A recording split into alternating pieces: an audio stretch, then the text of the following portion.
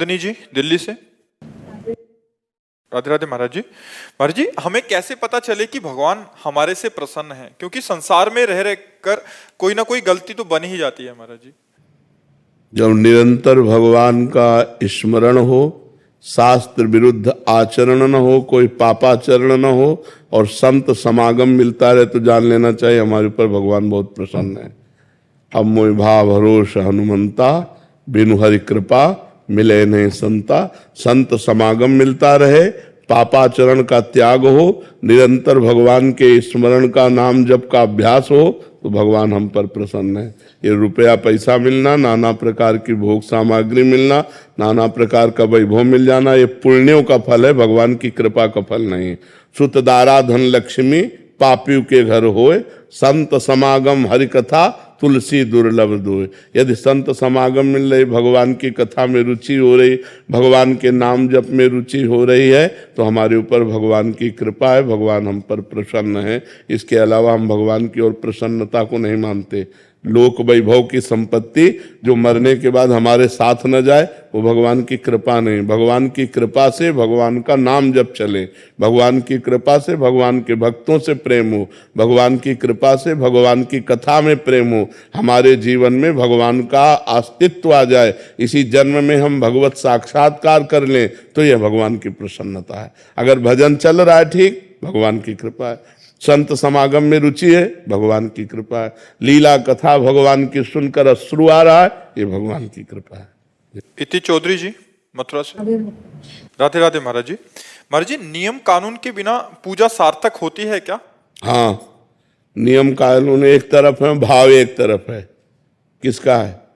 हाँ, भाव एक तरफ है। अगर भाव में भर करके नियम कानून का खंडन भी होता है, तो उससे कोई फर्क नहीं पड़ता। जैसे श्री कर्माबाई थी, उन्होंने विचार किया कि जगन्नाथ जी को दिन में तो खूब भोग लगता है, लेकिन जब रात में पट बंद हो जाते हैं तो उनको फिर भोग, तो उनको भूख लगती होगी। उन्होंने अपने भाव से विचारा, तो 3 बजे तड़के उठकर बिना नहाए धोए सबसे पहले खिचड़ी बनाई और जगन्नाथ जी को रो के पुकारती, तो जगन्नाथ जी आने लगे, उनकी गोद में बैठ जाते और वो पूरी खिचड़ी पवाते। एक दिन 7 बजे लगभग सुबह स्नान करने जा रही थी, तो एक संत भगवान मिल गए जो नियम कानून को जानने वाले थे और नियम से चलते थे। उनका, कर्माबाई स्नान करने जा रहे हो? बोले हाँ। बोले क्यों, किस प्रकार की तुम भक्त हो कि सूर्य उदय हो गया अब स्नान करने जा रहे हो? अरे भक्त तो तड़के स्नान करते हैं।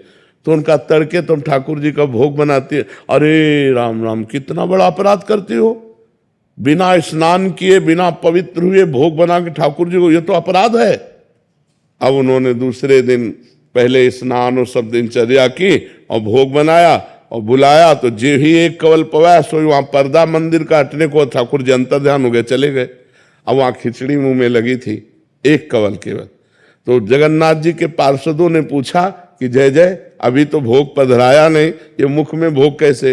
अरे बोले, कर्माबाई और नियम वाले के चक्कर में पड़ गई है, तो एक ही कवल में पाव। कर्माबाई से कह दो, मैं नियमों से प्रसन्न नहीं होता, मैं प्रेम से प्रसन्न होता हूँ, मैं प्रेम से अधीन होता हूँ। तो जब कभी भाव से भक्त पवाता है तो भगवान पाते हैं, नियमों के अनुसार नहीं। नियमावली तो प्रेम प्राप्ति के लिए है और प्रेम को भगवान स्वीकार करते हैं। भाव का भूखा हूं मैं, ना कि नियम का भूखा हूं मैं। भगवान ने क्या कहा? भाव का भूखा हूं मैं और भाव ही एक सार है। भाव से मुझको बजे तो भाव से बेड़ा पार है। भाव बिन सुनी पुकारे मैं कभी सुनता नहीं। भाव पूरित टेर ही करती मुझे लाचार है। भगवान को लाचार कर दे वो भाव। तो भाव की प्राप्ति होती है जब संयम नियम पूर्वक भजन करता चला जाए, लेकिन सेवा में प्रधानता भाव की होनी चाहिए, नियम की नहीं। इसके बाद ये चढ़ना, इसके बाद ये चढ़ना, एक नियम की तरह पूरा हो गया, भाव तुम्हारा बना नहीं। अगर खूब उत्साह है अंदर, जैसे अपने छोटे लाडले बच्चे को पवाना है, रोटी दाल सब्जी खीर पुआ जो भी बनाए और बड़े भाव से गए, तो भगवान उसे प्राप्त पाते हैं। बोले, भगवान कहते हैं पत्रम पुष्पम फलम तोयम ये में भक्ता प्रेक्षति। एक चुल्लू जल, एक तुलसी दल, एक फल या एक फूल भाव से मुझे समर्पित कर दिया जाए तो मैं उसे खा लेता हूं। भाव ही प्रधान है। नियम के द्वारा भाव की पूर्ति होती है। अगर भाव नहीं है तो नियम का कोई महत्व नहीं है। अनिरुद्ध शर्मा जी। राधे राधे। राधे राधे महाराज जी।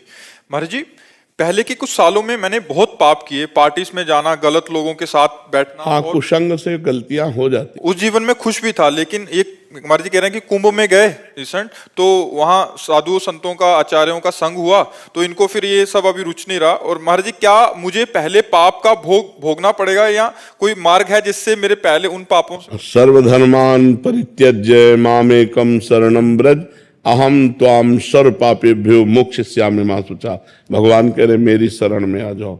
शरण में जाने का मतलब है अब नो नशानी, अब ना नशे हो, आज तक जो गलती किया अब आगे नहीं करूंगा। हे हरि, मैं आपकी शरण में हूं। निरंतर नाम जपने का अभ्यास करो। नाम संकीर्तनम यस्य सर्व पाप प्रणाशनम। भगवान का नाम कीर्तन समस्त पापों का नाश कर देता है। खूब नाम जप करो, राधा राधा राधा, कृष्ण कृष्ण राम हरि, जो नाम प्रिय हो, और भगवान की शरण में रहो। शास्त्रों का स्वाध्याय करो, संतों का संग करो, गंदे आचरण का त्याग करो, सब पाप नष्ट हो जाएंगे। तो पाप में इतनी सामर्थ्य नहीं है, पाप में इतनी सामर्थ्य नहीं जितनी सामर्थ्य भगवान के नाम में है। तो हम नाम का आश्रय ले लें, खूब नाम जप करें भगवान का। गौरव सिंगल जी। राधे राधे महाराज। राधे राधे महाराज जी। महाराज जी, मेरा प्रश्न है कि हम ऐसी कौन सी पूजा करें जिससे आपका स्वास्थ्य उत्तम रहे? आपकी सद्भावना है, आप वैसे हम स्वस्थ रहते हैं। ये अंदर का केवल भोग का विधान है, कहा हम स्वस्थ नहीं। अगर हमारा मन प्रसन्न है ना, और शरीर में पीड़ा, तो कोई फर्क की बात नहीं रहती। और अगर शरीर स्वस्थ है और मन पीड़ा में, डिप्रेशन में, तो पीड़ा ही पीड़ा है। हमारा मन प्रसन्न रहता है। आप सबके आशीर्वाद से, श्री जी की कृपा से हमारे मन की स्थिति लाडली जू में रहती, इसलिए हम हर समय प्रसन्न रहते हैं। आपसे हंस रहे हैं, आपसे बात कर, भला कोई पीड़ा युक्त आदमी ऐसे बात करेगा? तो ये कृपा है।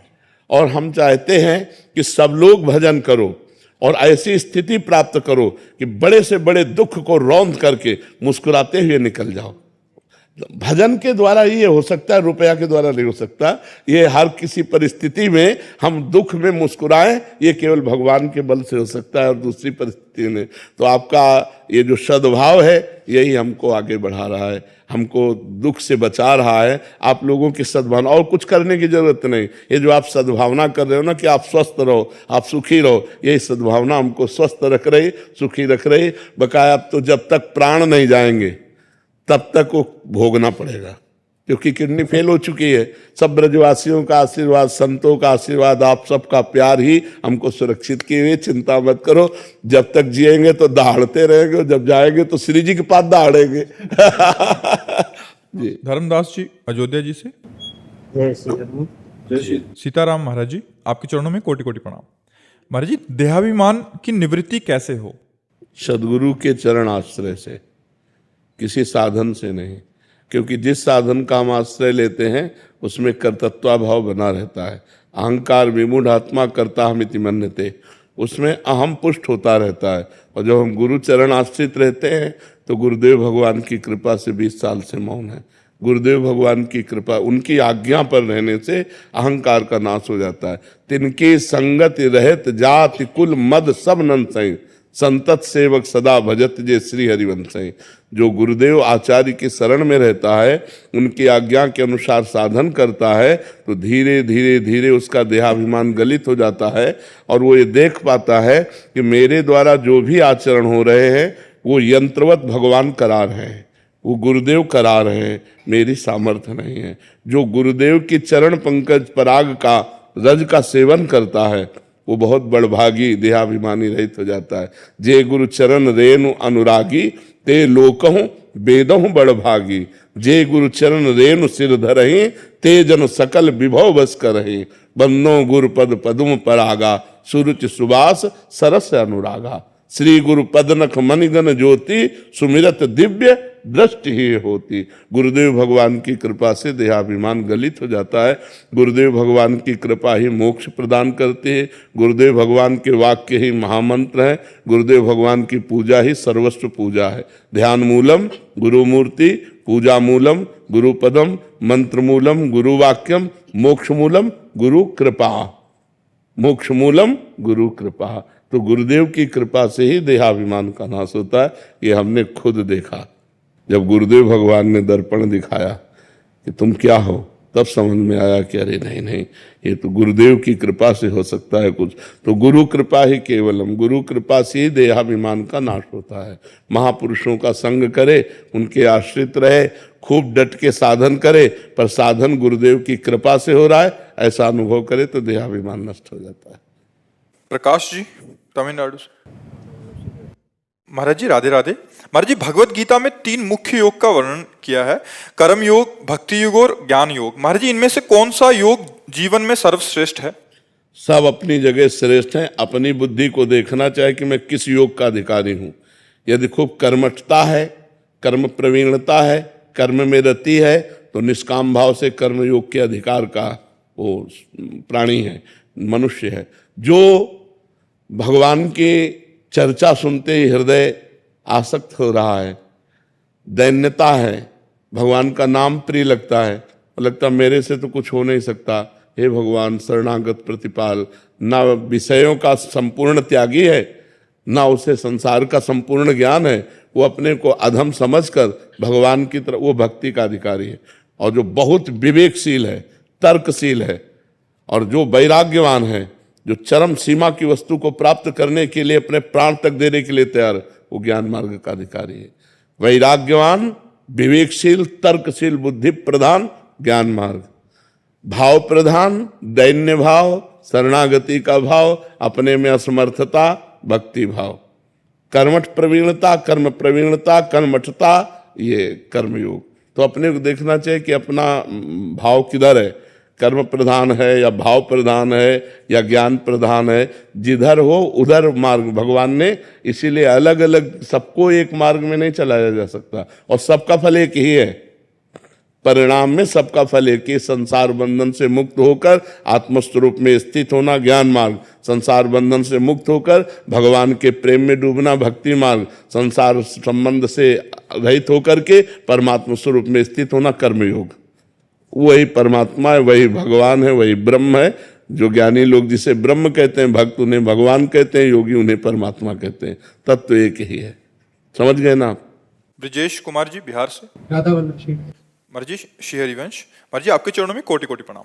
महाराज जी, बचपन में से ये सुनते आ रहे हैं कि हम शरीर नहीं हैं, आज तक जान क्यों नहीं पाए कि अपने आप को आत्मा के रूप में देखना इतना कठिन? साधन, जब तक साधन नहीं करोगे तब तक नहीं।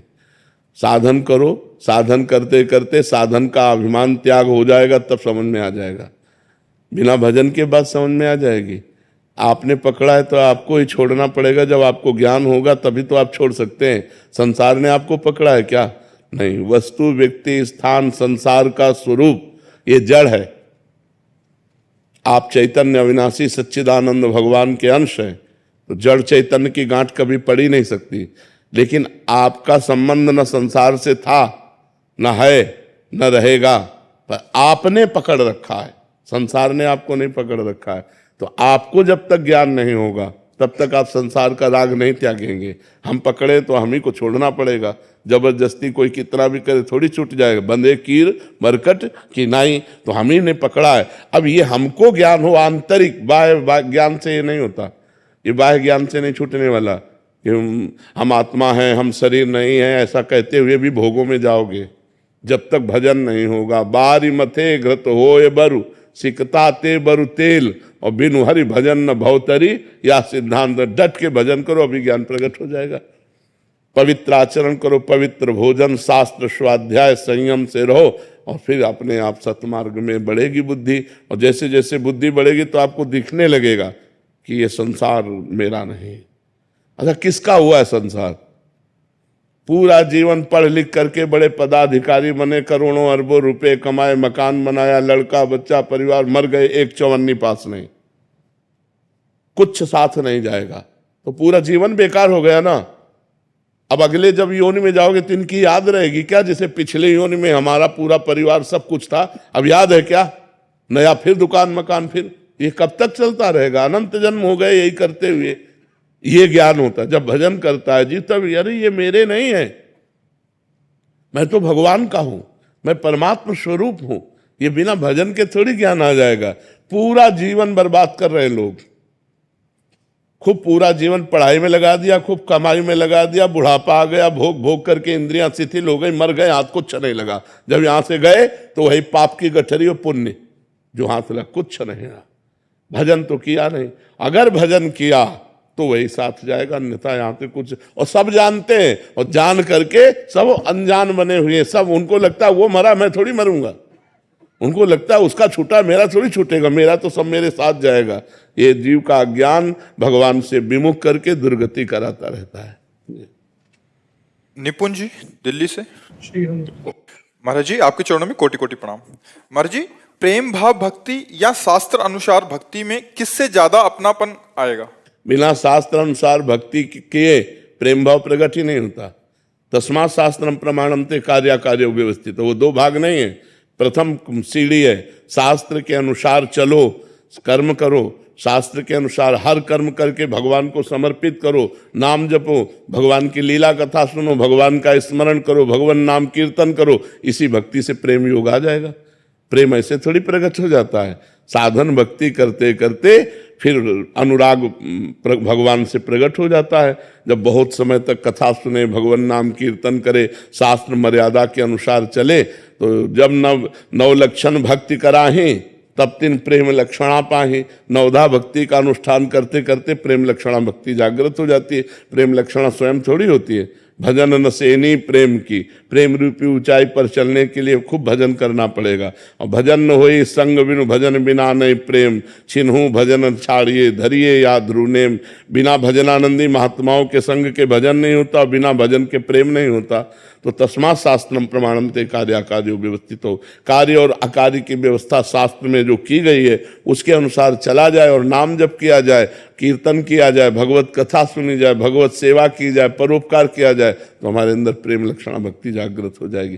प्रेम कोई अलग से थोड़ी आता है, और जो हमारे अंदर प्रेम है वही प्रेम समेट करके प्रभु के चरणों में समर्पित करना है। माता में, पिता में, भाई में, बंधु में, रुपया में, मकान में, संसार में, जहाँ जहाँ हमारी ममता है, सबकी ममता ताग बटोरी, मम पद मनहि बांध बर डोरी। भगवान के चरणों में सबकी ममता को समेट करके समर्पित कर दो, खूब नाम जप करो, खूब कीर्तन करो, देखो भगवान से प्रेम हो जाएगा।